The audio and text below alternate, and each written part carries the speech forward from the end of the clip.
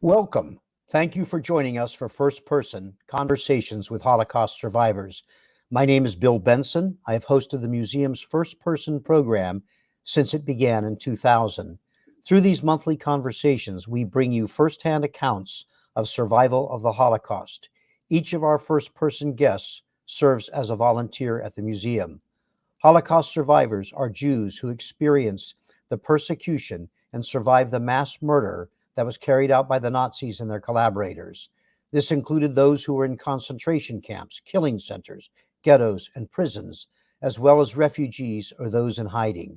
Holocaust survivors also include people who did not self-identify as Jewish, but were categorized as such by the perpetrators. Over the last 3 weeks, we have seen the loss of life and humanitarian crises in Ukraine following Russia's unprovoked attack and the exploitation of Holocaust history used to justify the invasion. We have also seen the resilience and determination of the Ukrainian people, as well as their country's commitment to historical truth. We stand with the Ukrainian people, including the thousands of Holocaust survivors still living there during this crucial time.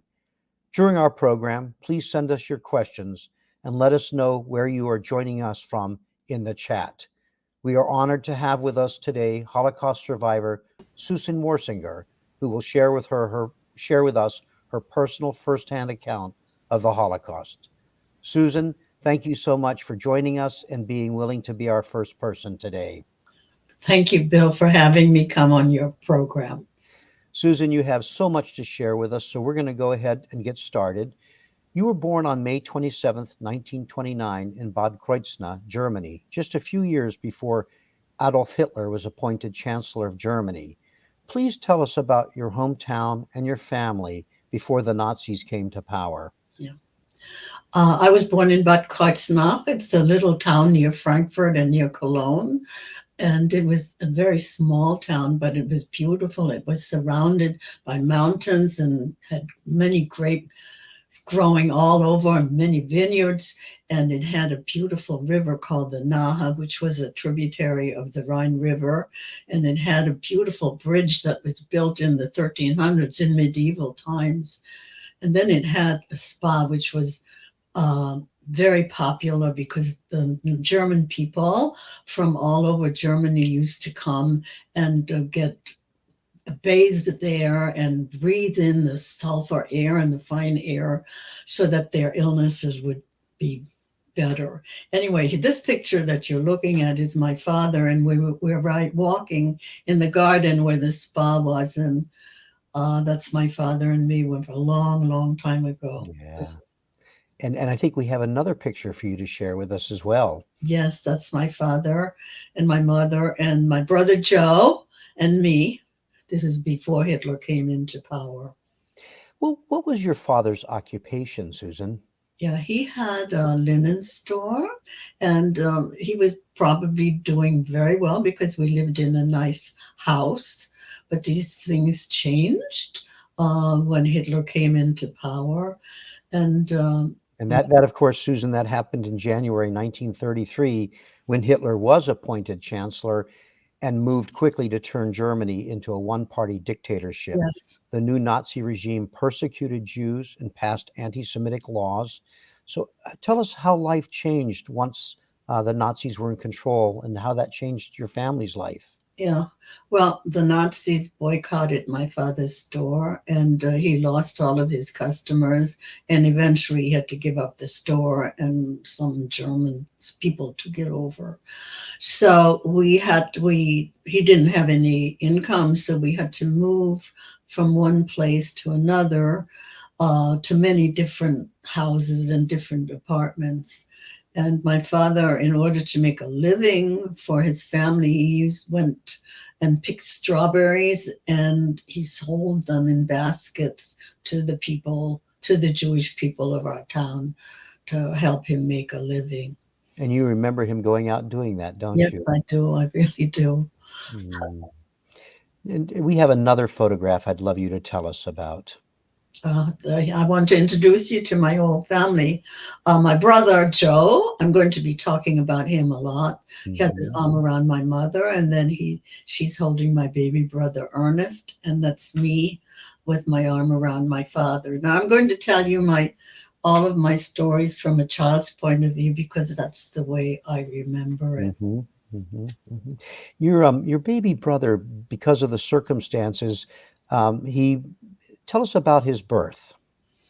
Uh, yeah, we were living in one of the smaller houses, and my brother and I had to sit outside of the house on some steps, and the reason we had to do that is because my mother was having the baby inside the house, and because there was a law in Bad Kreuznach that Jewish people weren't allowed to go to the hospital. That was one of the many, many restrictions on Jewish people at Yes. that time. Before we go on, Susan, I'd love to tell you how many people, or let you know where people are watching you from today. They're watching and listening to you from around the country, from Minnesota, Alaska, Georgia, Arizona, and Colorado. We Uh-huh. also have 7th and 8th grade students watching from Massachusetts, and we have international viewers watching from India, Portugal, Iceland, and Canada. And here's an audience comment from Betty. Thank God you were saved. What terror you must have gone through. We cannot let this happen ever again. And that's a comment from one of our viewers. Thank you. Susan, tell us about starting school. Well, I was very anxious to go to school and learn and be part of German girls' education. And I was very happy to go to school. And here, that's me. Here I am. This is my first day of school, and I'm holding a cone in my hands. And it was the custom of all German children on their first day to go to school to have a cone like that. And in fact, it's still a custom in Germany now. But the cone, and I guess probably the audience is probably thinking, what on earth is inside of that cone? Well, I'll tell you, Bill, inside the cone, it was filled with candy and sweet things so that our education would be sweet and lovely and delightful and delicious. And that lasted for a very, very short time because after I went to school for a little while, the teacher started to read picture storybooks to the children, and many of them were very anti Semitic. And here's an example of one of the anti Semitic books that the children were reading in Germany. This one is called Der Giftpilz, and it means poison mushroom. And if you take a look at the cover of this book, you can see the mushroom, and then there's this ugly face with an ugly nose and a Star of David, and the mushroom is wearing a clown. And so the children, when listening to this story, were learning that Jews were poisoned mushrooms, and so that they were poisonous. And so they tried to keep away from me. They made fun of me and they laughed at me. And I was very uncomfortable going to school. And every day I ran home to my mother and I said to her, I don't want to go to public school anymore.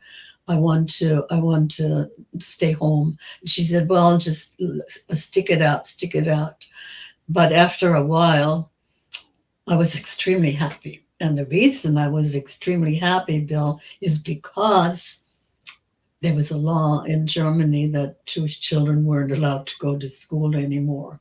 So but the parents in Bad Kreuznach, the Jewish parents all wanted their children to go to school. So they hired one Jewish teacher.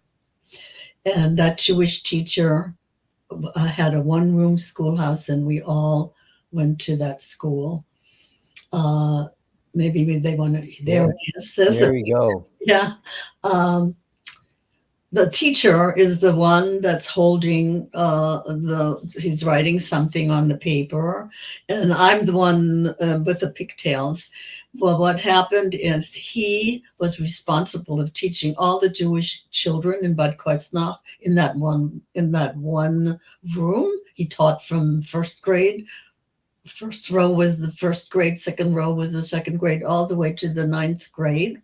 And this one, I think he probably was teaching language arts to all the kids. And what we had done, we had written plays about fairy tales in Germany. And what I'm doing is I'm listening to my mother, who was my best friend at the time, and I'm holding a basket, and I am Little Red Riding Hood going into the woods, and she's telling me to be very careful when walking through the woods.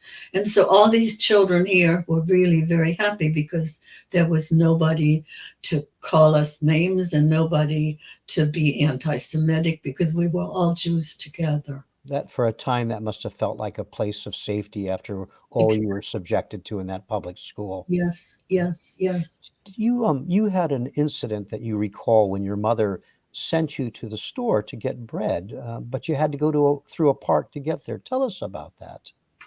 Yes. I was very proud. I must have been maybe 6 years old, and I was very proud because I was able to do something for my family. She used to put the pfennig in my hand, and she said, "Go buy some bread." And in order to get to the store, I had to cross the street and walk through a park and get to the other end where all of the stores were on Kristallnacht Straße. Anyway, so I was crossing the street, and then I was starting to walk down the steps to get into the park. And all of a sudden, the gatekeeper of the park started to yell at me, and he said to me, "Hey, you can't go through this park anymore because you're a dirty Jew." And then he called me all kinds of names, and he told me never to walk through the park again. So I ran up the steps and I ran to my mother and I told her, what had happened.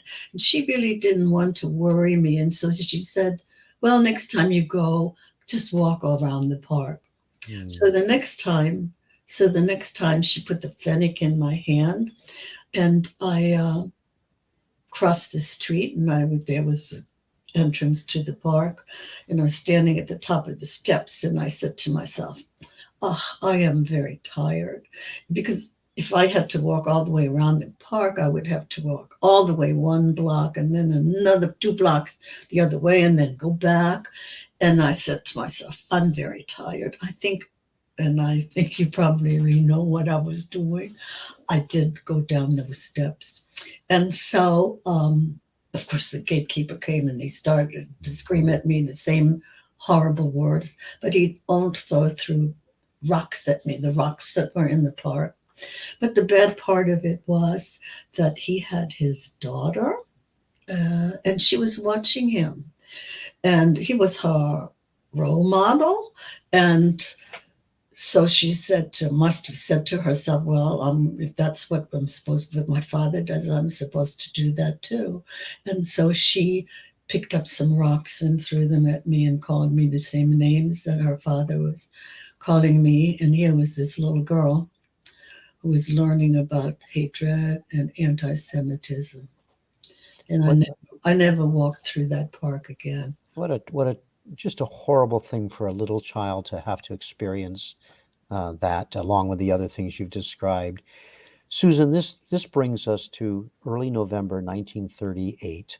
On the night of November 9th through 10th, 1938, the Nazi regime coordinated a wave of violent attacks targeting Jewish people in Nazi Germany. These events became known as Kristallnacht, or the Night of Broken Glass, because of the shattered glass on the streets after the vandalism and destruction of Jewish-owned businesses, synagogues, and homes. You were just 9 years old. What do you remember of Kristallnacht? Yeah, I remember that night very clearly because my mother's birthday was going to be the next day. Her birthday was on November the 10th. And my brother Joe and we were sleeping in our bedroom, or ready to go to sleep. Must have been maybe 11 o'clock, something like that. And all of a sudden, some bricks and rocks were being thrown through our window. And my brother Joe is much braver than I am. I know I covered myself up because I was scared. But he went to the window and he lifted himself up.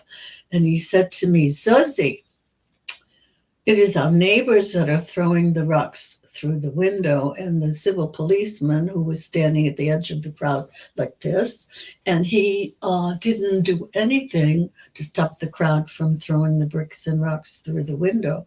So my brother and I were very frightened. We ran across the hall to our parents' bedroom, and the bricks and rocks were being thrown through their window also. And my baby brother, they called him Ernst, which was the German name for Ernest.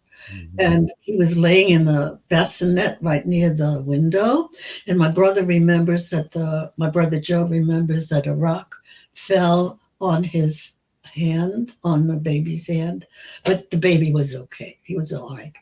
And so in all five of us, my mother, my father, my brothers, and I, we were huddling like in the back of the bedroom to decide what to do.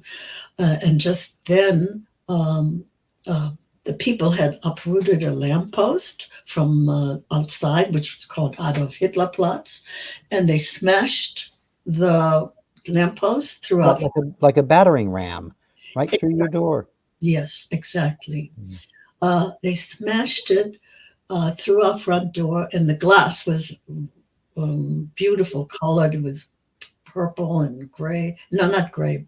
Orange and green and red, and it was strewn all over the floor, and so we were really very frightened then. Mm. And so my father decided that we should go and hide up in the attic.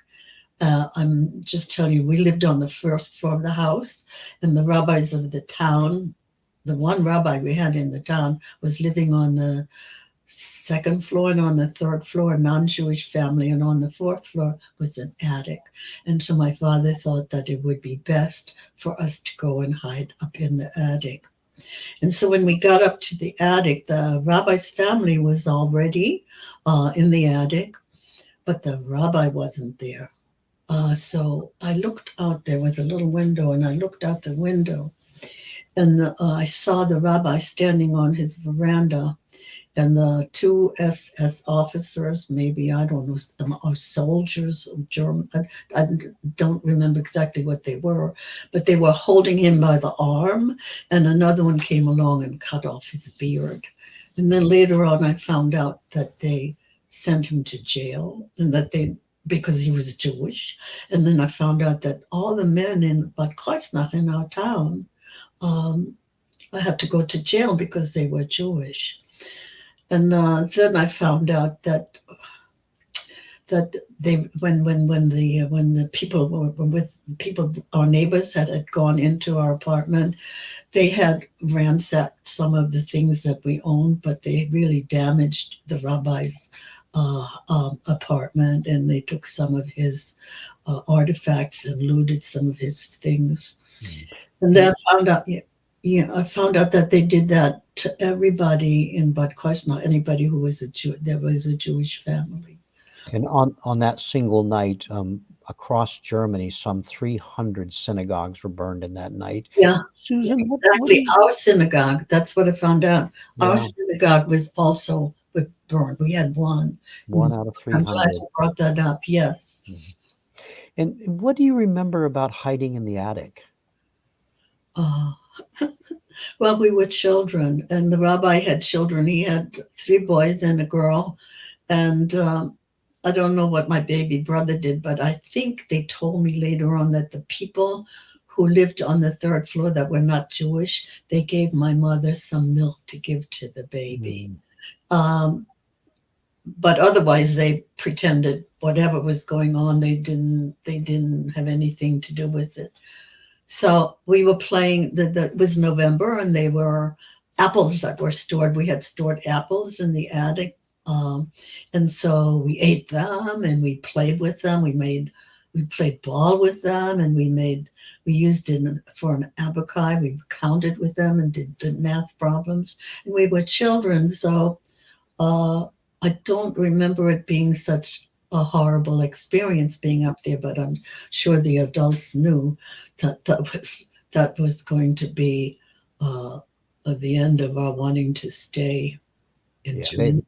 the parents had to have been just completely terrified by that. Exactly. Susan, we have another comment from a viewer I'd like to share with you named Brian. And Brian says, "Dear Susan, thank you for sharing your experience." And this is from a teacher in East Bridgewater, Massachusetts. "I've always wanted to meet a survivor, and I appreciate this chance to hear from you." So it's nice to hear from you. And I'd like to remind our audience, please, if you have any questions of Susan, to go ahead and ask them in our chat feature. Susan, of course, what you've just described, the events leading up to Kristallnacht, all of those events forced your parents to rethink your family's safety in Germany. What did they decide they needed to do? Yeah. Well, at the beginning, before Kristallnacht, my mother always wanted to come to the United States. And my father, I guess he wasn't that anxious to go for the simple reason he probably thought that, uh, Hitler's going to blow over and he's going to get his store back. But after Kristallnacht, the night of the broken glass, everybody, every Jewish person in Germany wanted to get out because they knew that more horrible things were going to come and that Hitler was not going to blow over. So everybody tried to find a way to get out. And so, but all of the countries had a quota, a very large quota, and it was the quota was it was very impossible to get on the list Because the quotas were so small, it was so yeah, difficult. that's what I'm doing. Yeah, Yeah, yeah, yeah. it was so small. Uh, so my father had heard of a woman that was smuggling children across the border into France. And Bad Kreuznach isn't too far from the border of France. And so she well, my father found out about her. I don't know how he found out about her. Mhm. So what she was saying, she would smuggle my brother and me across the border and bring us to France. And she would pretend that we were going to be her children, that we were French children. However, she did it for not out of the goodness of her heart. She did it because she wanted to make money. And my father gave her all the money that he had saved so that my brother and I could be safe in France. Hmm. Susan, we have a question for you, a video question from a student, Lucia, from the museum's Bringing the Lessons Home program. Lucia asks, did you have any hesitation about leaving Germany at such a young age? Hi, Mrs. Warsinger. My name is Lucia. I am a member of the Bringing the Lessons Home programs class of 2020. And I was wondering if you had any hesitation at the time about leaving Germany and your home, especially at such a young age.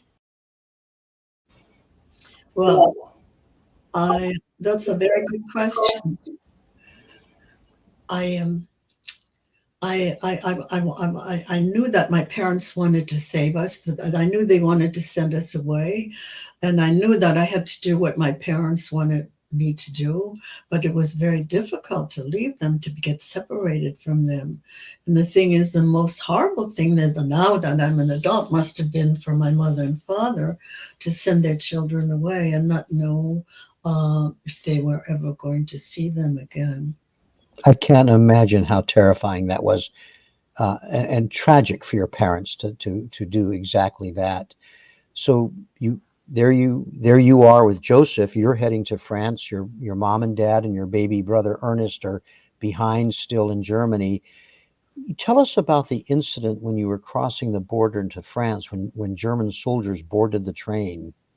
Well, my brother, I remember it differently, but memories are different. And my brother said that he went before I did, a week or two before I did. But I remember the two of us going together. So, it's been over 80 years since all of that happened. But what had happened is they told me to absolutely be absolutely quiet because I was German and I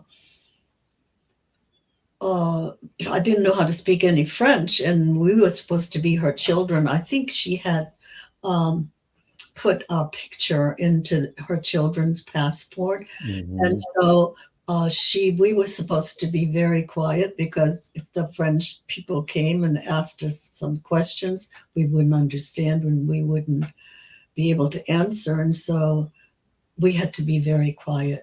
My brother said he thinks that maybe they gave him some drugs so he would be sleeping, but I Mhm. don't remember having any drugs. But I was very, very quiet, and I pretended I was sleeping, and I heard them come, and she must have said to them that her child was sleeping, and everything was okay. We got to Paris all right. So once you're in Paris, the lady takes you there. Now you're in Paris. Yeah. What happened when you got to Paris? Yeah, we had a fourth cousin, and he lived in a nice apartment in Paris, and we stayed in his apartment, but he had to go to work, and he had told us to stay in the apartment until he got home from work. But my brother is always braver than I am, and he was curious, and he snuck out of the apartment and he ran all over Paris and looked at all of the sights. And then he came back to the apartment before the fourth cousin came back. And so he uh, the cousin never found out. But the cousin couldn't take care of two kids. What was he going to do? So I Wow. don't know. Maybe we stayed for maybe 2 weeks. Maybe my brother remembers better than I do, but maybe 2 weeks. And so what he did is he found a foster home for us to stay at near the environs of Paris. So in May 1940, you're living with your brother and other children in this children's home, this foster home. And then in May 1940, when Germany invaded France, you, your brother, and the other children in the home, and hundreds of thousands of others had to flee Paris. Tell us about leaving Paris Yeah. and where you ended up.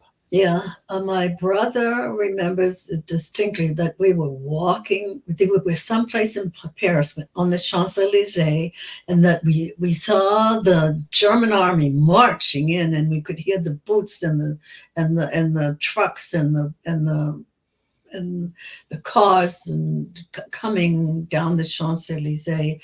And not only my brother and I were frightened, but everybody in Paris, not only Jews were frightened, but everybody in Paris was frightened. And so many people wanted to leave. Some people collaborated with the German army, but many people wanted to get out, and many people wanted to flee into the south of France. But some people went west, and the closest town that was west of Paris was Versailles. And so that's where my brother and I went. And both of us do not remember how we got there, but I think that some nuns probably took us, and we ended up in Versailles, and we ended up at the biggest building in Versailles, which of course is the palace. And so here, this mayor of Versailles had to take care of all of these refugees that came out of Paris, and they had to house us in Paris. And so what they did, they have these beautiful gardens and outside the palace, and at the other end of the gardens, they had a big pile of hay, and somebody gave all of us a burlap sack, and we filled this burlap sack with hay. And then they gave us a little string to tie around the sack, and it was perfect for a mattress. And we put it on our shoulders, and we walked into the palace. And of course, we walked into the biggest room that they have in the Palace of Versailles. And maybe you already, here it is. It is, you probably almost don't recognize it because all the mirrors are gone and all the chandeliers are gone, but it is the Hall of Mirrors. And if you go now, I mean, it's a very elegant place with beautiful chandeliers on the floor and hanging from the ceiling. But at that time, they must have the people who were taking care of the palace must have hidden all of the Mhm, chandeliers in the mhm. basement. So maybe they were worrying that the Germans might, when the army came, that the Germans might destroy them or steal them. So anyway, this room was tremendous. And so what we did, we put our mattresses that were made out of straw along each side, and then some of us were also in the middle, and we had a place to sleep in that hall of mirrors. It's easy to imagine, at least I can imagine this room, this picture covered by refugees, you, your brother, and many, many others lying on your burlap, hay-filled bags uh, Yes. in that beautiful big room. Powerful. You had an encounter there with a Nazi officer while you were in Versailles. Tell us about that. Yeah. Well, the German army didn't just stay in Paris.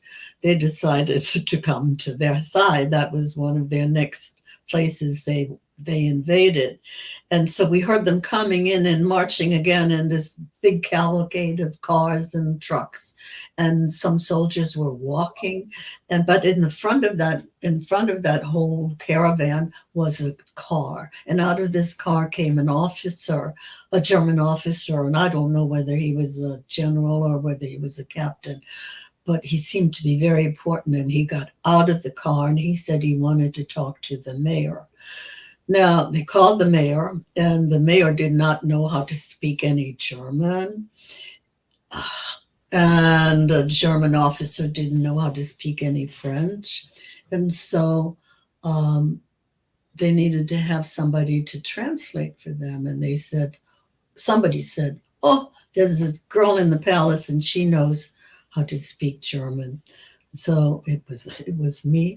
It was me. And so I tell you, they called me and I was really very, very frightened. Because I thought maybe if he found out that I was Jewish, they would do the same thing that they had planned for all the other Jews in Germany. But I came out, and he was so tall. He was as tall as the ceiling in your place where you are sitting, and I could just see above his boots. And so anyway, they started to talk to each other, the mayor and the officer, and I don't remember what they talked about. And at the end of the conversation, the German officer said to me, "Hey, little girl, how come you know how to speak German so well?" And I was really frightened then. And so I said to him, "Oh, the French schools are very good. And I learned how to speak German in the French schools." You know, Susan, a couple of times you've talked about how brave Joseph was. I think you've matched him in bravery for doing that and for quick thinking. That's an extraordinary thing that you did there. So, Susan, at this time that you're describing, southeastern France remained unoccupied. It was governed by a French collaborationist government known as Vichy France. You and your brother fled from Versailles and fled south. How were you able to make this journey, and where did you find shelter Yeah. after leaving Versailles? Now, both of us really can't quite remember how we got from Versailles to Vichy, but we did end up in Vichy. I remember walking around and drinking some of that water they had in the fountains. And then we got to a place called Provernay, which is a little village near Vichy.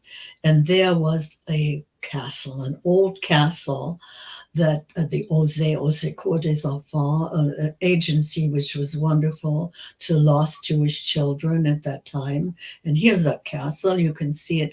My brother and I are not on this picture. Those are the younger kids, somehow, but that's the only picture that I have. And there was called, it was the Chateau de Morel. And there we were, and with all these lost children that were all over France. And this time we were only with Jewish children. and everything was fine there because we were in the unoccupied zone. And one of the things that we had to do every day was to write to our parents. And this is something that I was looking forward to, is to write to them.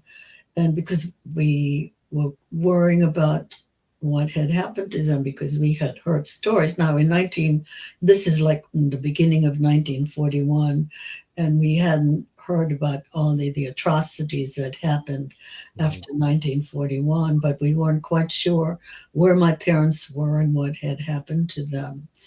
And so we were there, and we were with the kids, and we didn't have that much food, but we had enough things to eat.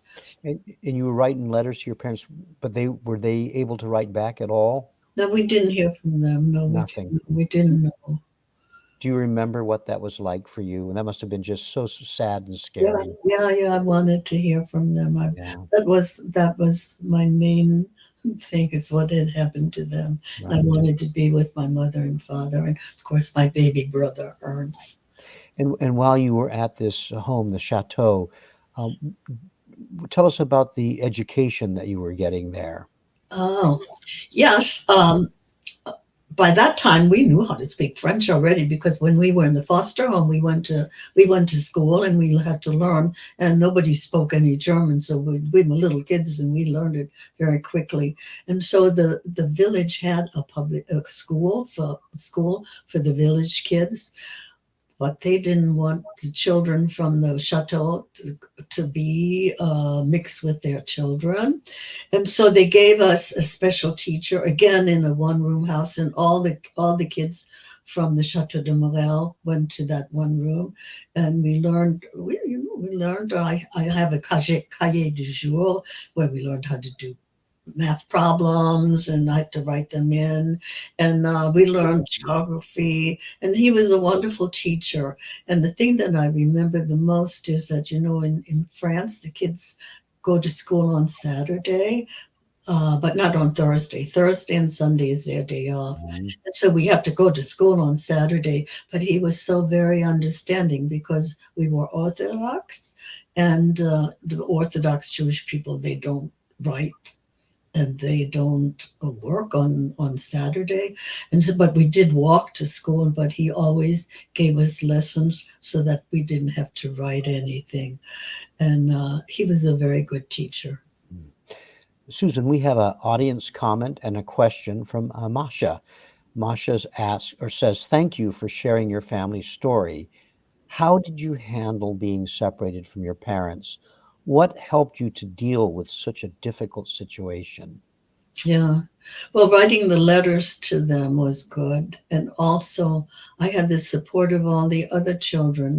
They were on the same boat with me. All the other children in the Chateau de Morel didn't know what had happened to their parents, and everybody was waiting to hear from them.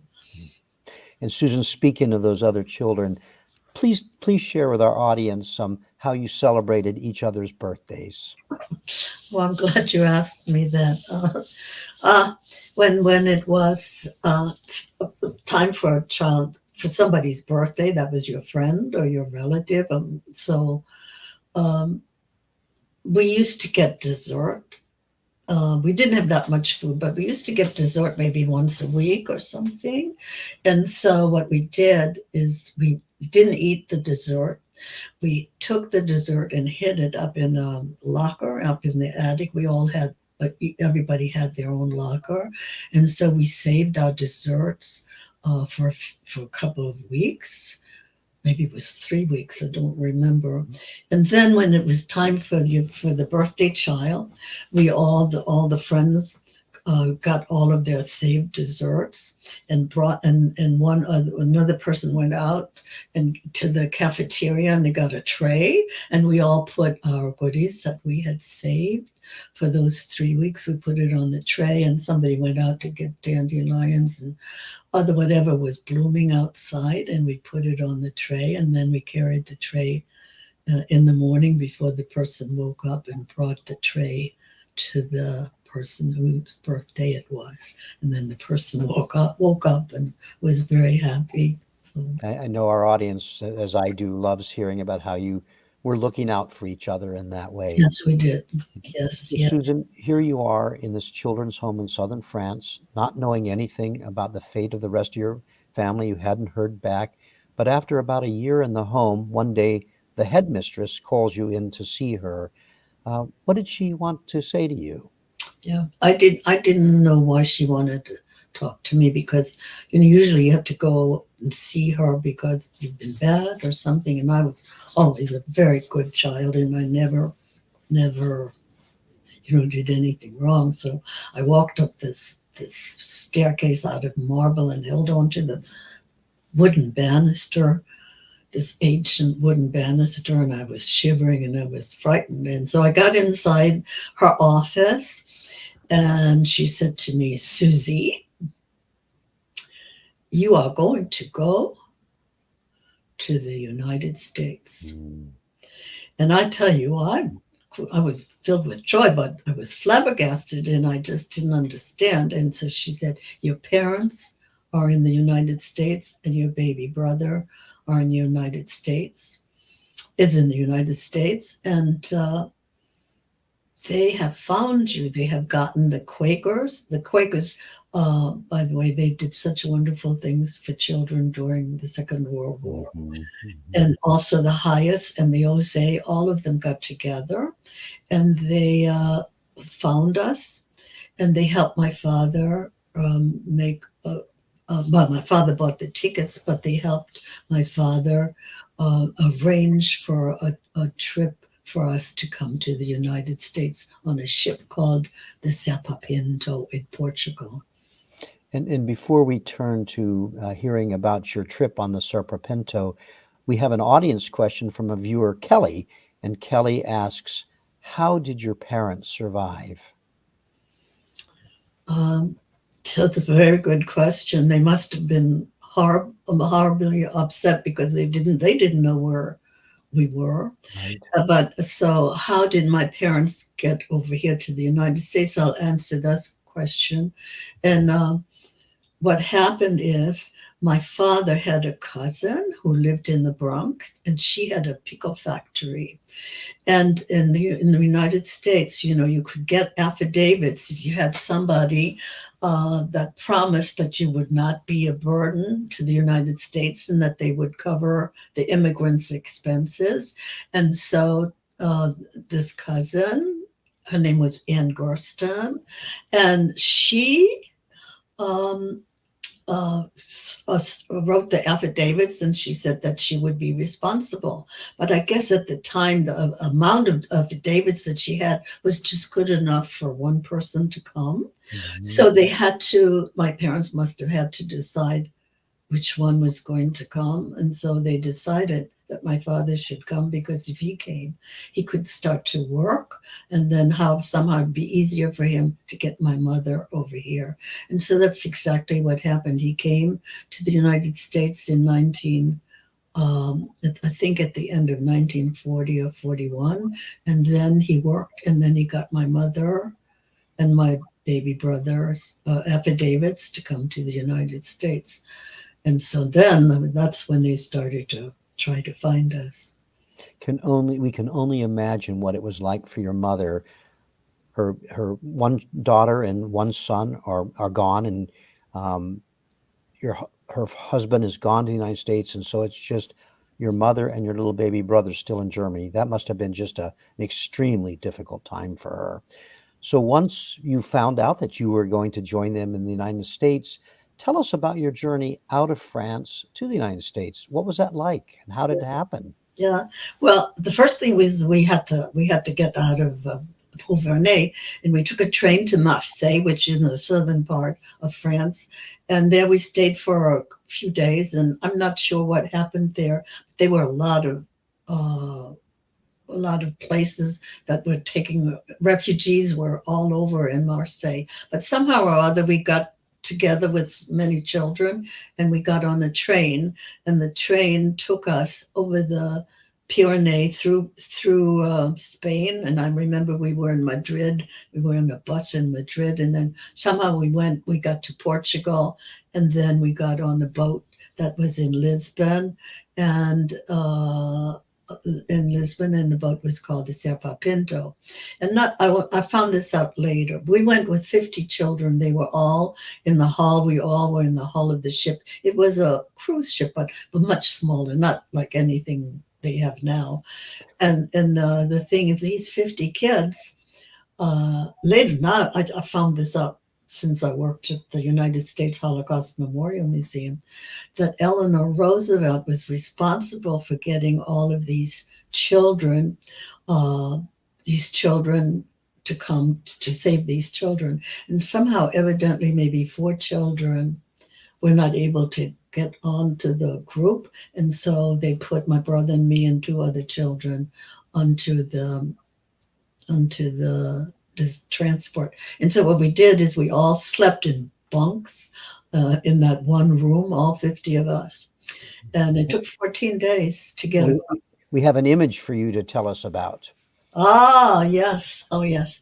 This was a tag. Everybody had to wear this tag. And it said who we were. It said, my name is Susie Hilsengard. And then it said, I'm going on the SS Serpa Pinto. And then I'm leaving from Lisbon. And then I'm going to New York. And everybody, all the 50 kids had to wear this tag. And it looks like it's pretty worn out because we had to wear it every day. But it's at the United States Holocaust Memorial Museum. And it was in one of the exhibits when it first opened up. Yeah, so the trip took 14 days. And then, of course, after those 14 days, you're about to go into New York City. You have to share that with us. Yeah, I do have to share that with you. I really would like to talk about this. Yeah. Well, one evening they told us that we should get up early the next morning. And because at 6 o'clock we were going to pass the Statue of Liberty. I'm going to get emotional. I can feel it already. I'm sorry. You're getting me emotional, so I think that's completely appropriate. Well, anyway, my brother always gets emotional about this too. Anyway, at 6 o'clock, the kids all were up much earlier. And I think my brother probably was up at 5 o'clock up there. And so when we got up there, there was this horrible fog. And you couldn't see your hand in front of your face. And so we were all really disappointed. But I'm telling you, at exactly 6 o'clock, that fog lifted like a curtain in the theater, and it just went up very, very slowly.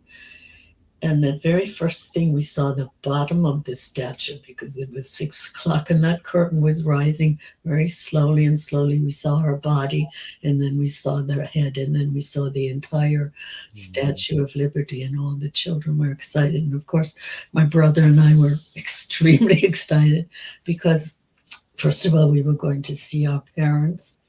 And then we knew that we were going to go to a society where there was a democracy, and where we were going to not have anybody call us a dirty Jew, or where there was no discrimination against Jewish people. And yet your ordeal was not quite over at that Yes. point. Tell us, you got delayed. Tell us about that. Yeah, we did. We did get delayed.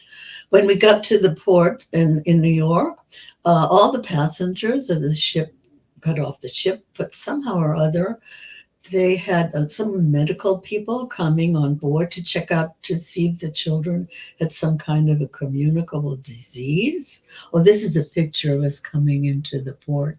Can you show where I am? Yes, the circle is me and the other one is my brother. This was in a newspaper in New York when we first came here. It was on September the 24th. That's a tremendous photograph. That really is. Yeah, I think so. It was on September the 24th, 1941. Yeah. Anyway, these medical people came on board and they checked out all the children. And my brother had fever, and he had rash on his body from eating too much pineapple. And they thought that he had a communicable disease, and they said he couldn't come into the United States. Of course, I would stayed with him, and they said, well, you can't come into the United States. So, so where did they take us? I bet you probably thought about it already. Do you know where they took us? I think I know, but our audience might not know. Well, I'll tell them. Okay. I'll tell them it was Ellis Island. And so we took us to Ellis Island, and my brother they gave him aspirins or medicine, and they gave him cream for his rash, and he was better very soon. However, when we were there, the few days that we were there, we learned everything we needed to know for children here in the United States. So let me tell you the three things that we knew made us become knowledgeable. We sat at long tables, like cafeteria tables in the school system. And there was a sailor sitting next to my brother, and he was drinking a brown drink and had bubbles in it. And the sailor nudged him and asked him if he would like to have a taste. And my brother looked at me and he said, should I drink it? And I said, well, okay. So he tasted it and he said, oh, it tastes very good. So this sailor told him that it was Coca-Cola. So in those days, the Coca-Cola was just the drink that was very popular here in the United States. And so another day that we found out that there was this bread on the table and it was white, and we had never seen any white bread. And and it was soft, and we could take it in our hand and we could make a ball out of it, and then we could eat it, and it tasted so wonderful. And somebody told us that it was called Wonder Bread. And then the last thing we learned, which was really very important, is that the kids here in the United States were having candy that you could keep in your mouth all day long and it didn't melt. And then they told us that it was chewing gum. And that in those days, chewing gum was a big thing in the United States. So my brother and I were ready to come. And so we put us back on the boat, and they took us back to the pier, and there was my father. And he took us to Washington, D.C. So your father had been waiting all that time while you Yes. were having to go through that quarantine and time at Ellis Island. Yes. I want to, before we go on, I want to just say to our audience that, of course, the United States was not yet in the war. We wouldn't enter the war until December 1941. Had this been a few months later, Susan's parents would not have gotten out of Germany. So the timing for you was just absolutely wonderful. What was it like, Susan, to reunite with your parents after all that time? Well, it was wonderful to see them. We were very happy to be with them. Yes. Yeah. Your Susan, as your immediate family obviously was able to get out of Germany, and that was wonderful. Tell us what happened to other family members. Well, most everybody was murdered. My father had been born in Poland, and I had never met my grandparents or his relatives except for one sister, and who emigrated to Israel way before Hitler, and or around that time, and so I never knew any of his relatives, and they lived in Poland, and I tried to find out what had happened to them. You know, the Germans keep very good records, but I could not find anything as to what happened about them. And I didn't find out until later that in all the small villages, the Germans marched in, and what they did is they made the Jewish people dig their own graves, and they shot them, and they didn't keep any record of what had happened. So my grandparents and my father's relatives lived in a town called Kolomea, and most of those people died that way. And on my mother's side, my mother also was born in Poland. I never met her parents either, and I didn't find out anything either about them. But she did have a relative called Tante Anna. Yeah, she was my mother's sister, so she was my mother's aunt, and Tante means aunt in German, and my mother called her Tante Anna. So, and to me, she was always Tante Anna, and she lived in a town called Viersen, and she was wonderful to us, and she was like a good relative. She was a wonderful lady. She had a husband and she had children, and what happened to her is I did find out what happened to her because she was sent to Riga because the Germans kept records about the German Jews, and she had a mother, which was my mother's grandmother, my great grandmother, and her husband, Uncle Heinrich. They sent them, and they were such wonderful people, and they were so good to us. And they sent them to Riga, and that they were murdered there. At the Riga concentration camp. Yes. Susan, I don't know how they were murdered, but they died. They're said in the book, instead I don't know. I tried to find out what happened, how they died, and why they died, but they just said they died. Thank you for sharing that.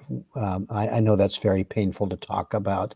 We have some comments from the audience to share with you, though. Tammy writes, Susan's descriptions and storytelling ability puts you there and brings all of these experiences to life.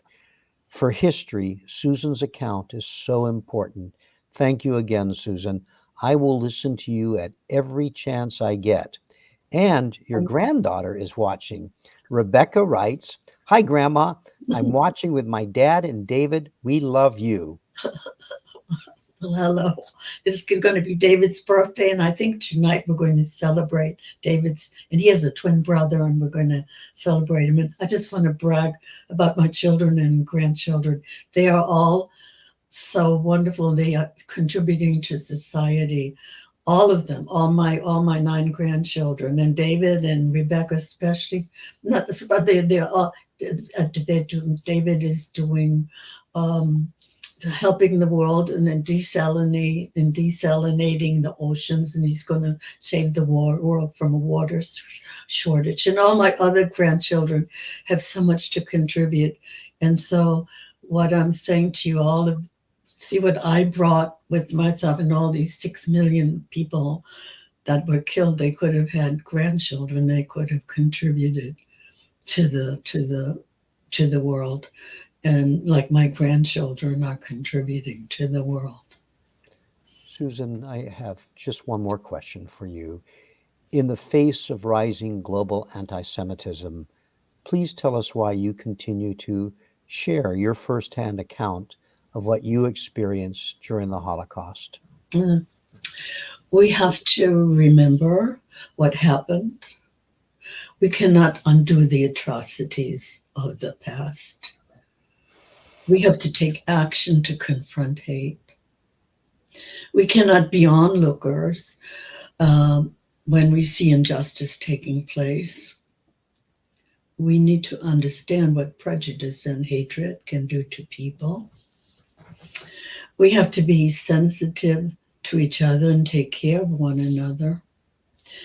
And we have to let us enjoy and celebrate what we have in common. Susan, we have such gratitude to you for your willingness to continue to do this, to take the time to share your firsthand account of what you experienced. It's so important. You are so eloquent, and as Tammy noted, you are a storyteller. It's no surprise that you spent a career teaching and building a new generation, several generations of people to contribute to the betterment of our world. So thank you, Susan, for all you've done and all you continue to do. We look forward to your next time with us on the First Person program. Thank you for having me, Bill. I'd like to take a moment to Thank our donors. First Person is made possible through the generous support of the Lewis Franklin Smith Foundation. I'd like to also ask you to join us again next month on April 27th, 2022 at 1 p.m. Eastern Time for a conversation with Holocaust survivor and museum volunteer Peter Grog. Peter and his mother faced anti-Semitism and Hungarian anti-Jewish laws in their hometown of Budapest. When the German army occupied Hungary in March 1944, they were ordered to leave their home. Join us to hear how they survived and were liberated from the Budapest ghetto in January 1945, when Peter was almost 4 years old.